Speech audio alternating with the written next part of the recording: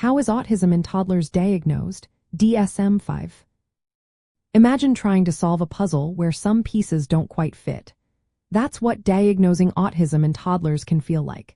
It's a process that looks closely at how a young child communicates and behaves. The main guide used is called the Diagnostic and Statistical Manual of Mental Disorders, 5th edition, or DSM-5.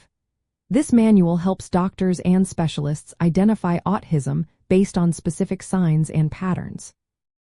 First, they check if the toddler shows ongoing challenges in social communication and interaction.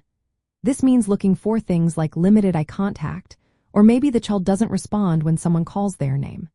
They also observe if the child has trouble sharing interests or feelings, or if they don't use gestures like waving or pointing. Sometimes, toddlers might not understand facial expressions or body language, making social exchanges tricky. These behaviors need to be seen across different settings, like at home and in daycare. Next, the focus shifts to behaviors that are repetitive or restrictive.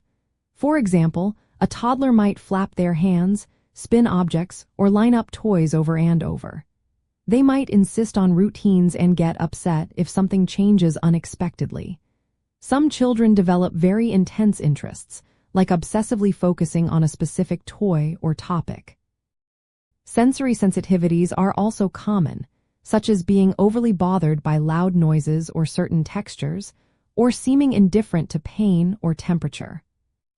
For a diagnosis, these behaviors must have been present from early childhood. They might not be obvious at first but become clearer as social demands grow. The behaviors also need to interfere with the child's ability to communicate, play, or participate in daily activities.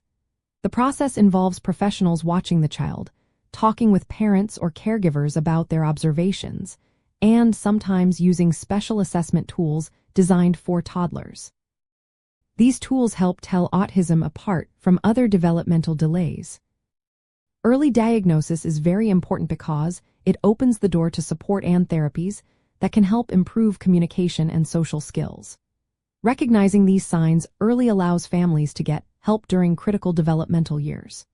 The process emphasizes understanding that every child is different and that behaviors can vary widely. It's about noticing how these differences affect everyday life and providing the right support to help each child thrive across their lifespan.